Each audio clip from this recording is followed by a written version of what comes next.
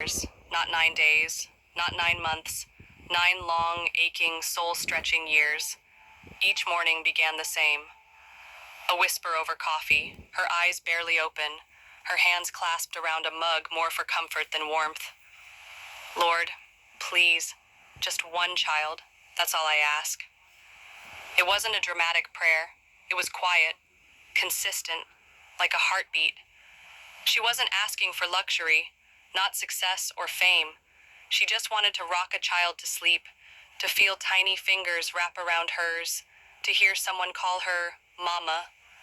She and her husband, Michael, had been through every test, every specialist, charting cycles, blood work, ultrasounds that always ended in blank stares and clipped sympathy. They tried adoption too, pages of paperwork, interviews that made their story feel like an audition. Sometimes they were told they were a maybe, only to never hear back. Emily lost count of how many times she got her hopes up. The worst were the moments between moments, the silence after a negative test, the emptiness of folding clothes for a child that didn't exist yet, the quiet rides home from appointments where neither of them spoke because there was nothing left to say. And still, she prayed. But over the years, that prayer changed.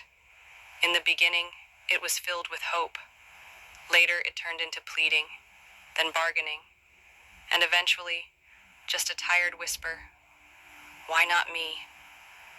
At church, she kept smiling. She sang the songs. She held her friends' babies and said congratulations, like it didn't rip something open inside her. She became good at hiding the ache. But sometimes, at night, when Michael was asleep, she'd sit in the bathroom, door locked, and cry. Not loud sobs, just tears, steady and quiet, like the kind that had been waiting all day to fall. There were days she didn't pray at all, not because she didn't believe, but because believing hurt too much. Faith, she learned, wasn't always loud. Sometimes, it's just not letting go. Year 9 brought a new kind of silence.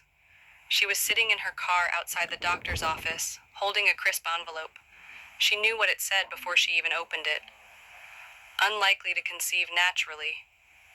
It felt final, cold, like a door slamming shut. She didn't cry. She didn't scream. She just whispered, "I give up." But this time, it wasn't bitterness. It was surrender. Not to the diagnosis, but to God. "I don't understand," she said out loud, to no one. "But I'll trust you anyway." And in that moment, in her car, in her pain, she felt something she hadn't felt in years. Peace. A week later, a friend called and asked if she could babysit her niece. Just for a day. Emily hesitated. Being around children still hurt. But something nudged her. A whisper. Say yes. The girl's name was Grace. She had big brown eyes, wild curls, and a laugh that filled the entire room. Emily read her stories, braided her hair, and for a moment, just a moment, forgot about the ache. That night, as she tucked Grace into bed, the little girl looked up, placed her small hand on Emily's cheek, and said, "You'd be a really good mommy." Emily broke. Right there. On the floor, beside the bed of a child who wasn't hers. But in that breaking, something healed.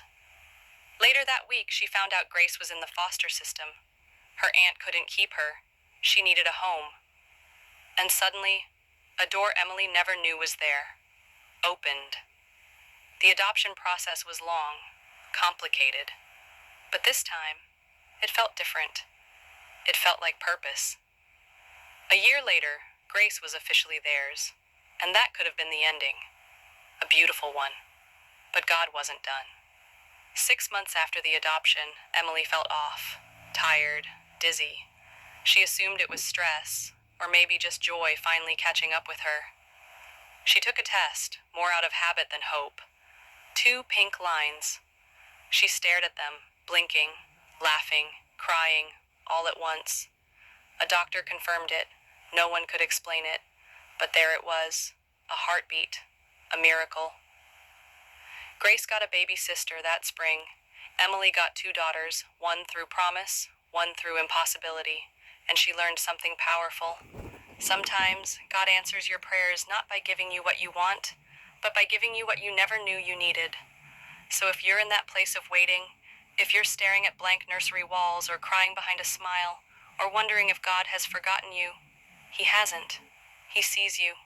He knows every tear, every prayer, every silent ache. And if He could speak to your heart right now, He'd say, "My beloved daughter, I know the weight you carry. I have seen your pain. I have not forgotten you. Every no was leading to a better yes. Every closed door was redirection, not rejection. Trust my timing. Trust my heart.